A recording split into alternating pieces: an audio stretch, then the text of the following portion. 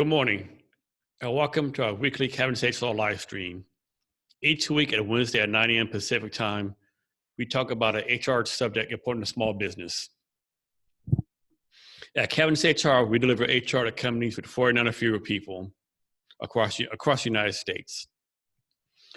On a recent Kevin's HR weekly newsletter, we talked about the I9 form and the importance of this form in the employee onboarding experience.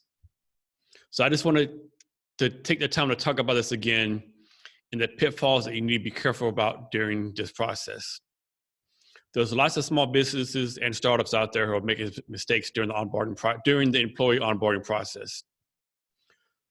Most specifically, there are mistakes being made when proving the employee has the right to work in the United States. So here are some ways to make sure your small business or startup is doing the right thing in regards to onboarding. You should always be cautious when hiring based on a citizenship status. What does this mean to you as a small business owner or startup founder?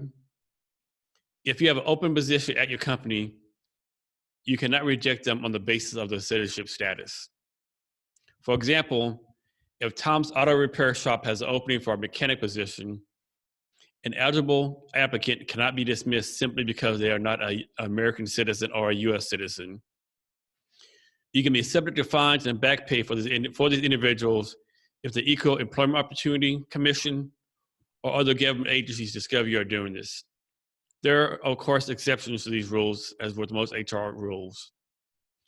Federal contractors who participate in contracts that have citizenship-based hiring requirements don't have to follow this, or workers who are unauthorized to work in the U.S., and also any workers who require employer sponsorship.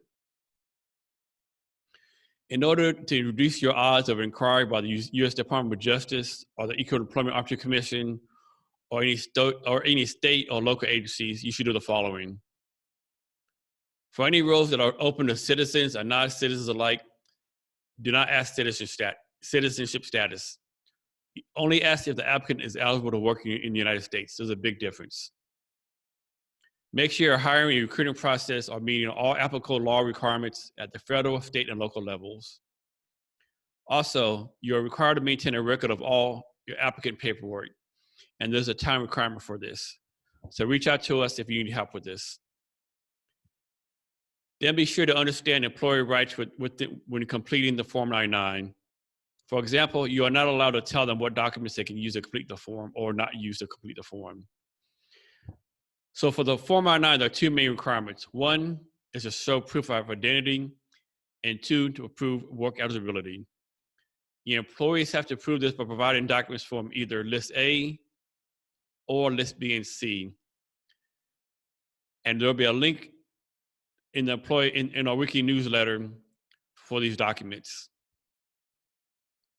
Also, don't forget your employee has 3 working days to provide you the documents and fill out the I-9 form.